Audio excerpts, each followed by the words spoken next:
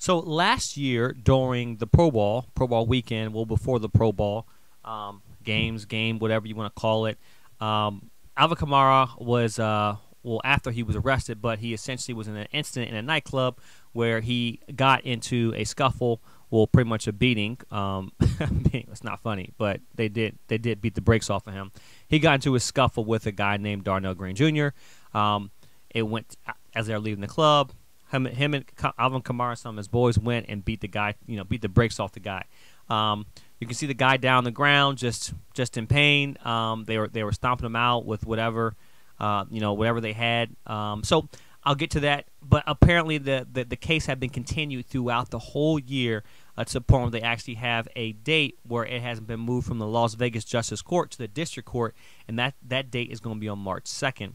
I'm not sure why it was continued, but it's been continued throughout the whole year. In the meantime, Kamara this season, had 897 yards, 2 touchdowns, in 15 games. He caught 57 passes and had 490 yards and 2 touchdowns through the air, catching the ball through the air. So there's a lot of iron out here. So not just Kamara, but all 4 guys were indicted that were involved in it.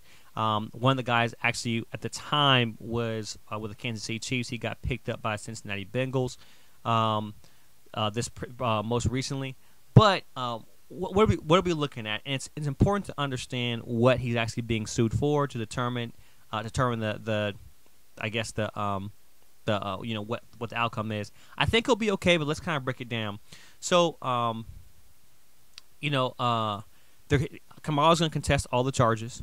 So they've been indicted on charges of conspiracy to commit battery. So it's premeditated plan, and battery resulting in substantial bodily harm. So basically, what Darnell Green is saying, or his attorney is saying, hey, this was something that this guy put together. That they knew they were going to beat me up. They thought about this. They planned this out. So Kamara's attorneys, which are good ones, basically said the state has avoided a contest preliminary hearing by indicting Mr. Kamara. He intends to vigorously fight allegations at a trial. He was defending himself and the others at the time of the incident. So essentially, he's claiming self-defense. Now, here's the tricky part. You really can't see from the footage the start of the initial reaction. There's some photos and whatnot, but you just kind of see this, Kamara swinging back on this guy, swinging guy there, a scuffle, then him swinging on this guy, then they beat the guy to a pulp, like they beat the brakes off a buddy. But you're seeing him kind of it's not clear whether he hit him initially first, because there's a scuffle that breaks out first. So there has to be clarity around that. That's why he's saying he acted in self-defense. Now, what is Green suing for? Green is suing for this. He seeks $5 million, so $10 million in total, $5 million in actual damages for pecuniary losses, pain and suffering, disfigurement, mental anguish, past and present and future medical expenses, and $5 million in exemplary damages. So, of course, he's looking at Kamara because it looks like a cash grab, but Kamara because of whatever situation. Kamara can essentially say he hit me first. I was acting out self-defense, and my buddies came to defend me. Now, it's important that they list not assault, but actual battery resulting in substantial bodily harm.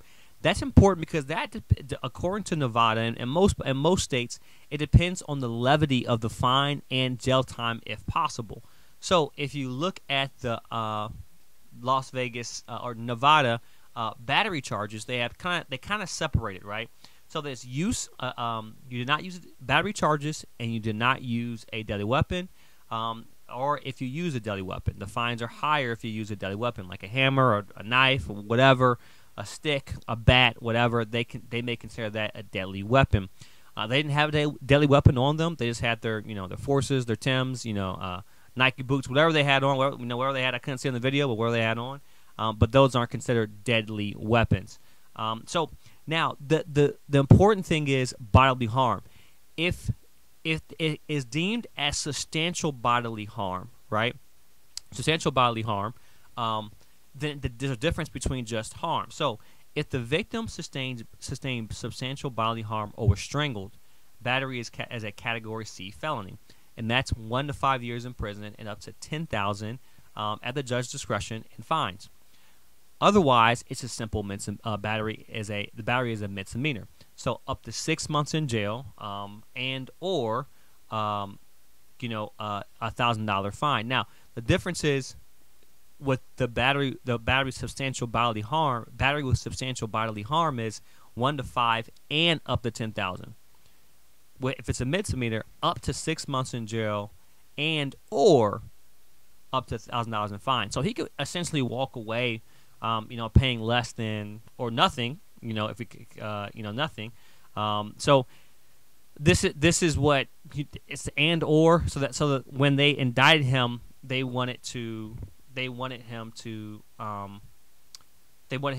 say, hey, look, you induced or just gave a bodily substantial bodily harm. Now, Green says that the attack says that it happened around 6:30 a.m. February 5th when he was leaving Drea's nightclub. He attempted to get in the elevator with Kamara and Kansas City Chiefs, but Green blocked Kamara blocked from Green from getting in the elevator. Then he shoved Green into a wall before he punched Green in the face in the court. Now, I do think there's a scuffle, so his story is not necessarily clear. There was probably a scuffle before, and then the guy got big or physical, whatever they did whatever. But understand this: when we look at so all 4 men were indicted on charges of conspiracy to commit battery and resulting in bodily harm. So they're indicted and accused. What I think is going to happen? He has a good attorney, he has a good lawyer. I don't think anything's going to come up of it. There's really unclear if there were, what happened. You really can't see from the footage. There was no elevator footage from what I saw from TMZ.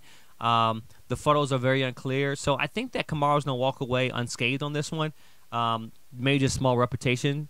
I think NFL didn't do anything about it as well too. They let him play throughout the whole year because I think that there's it wasn't as viral as some of the videos we see like Ray Rice or Kareem Hunt. This was kind of like a scuffle that happens normal, so the NFL really didn't jump right on it like they normally do. They try to protect the image. So I don't think anything too much happens of it, but we'll see on March 2nd what the final results are, or if they get closer to a final result.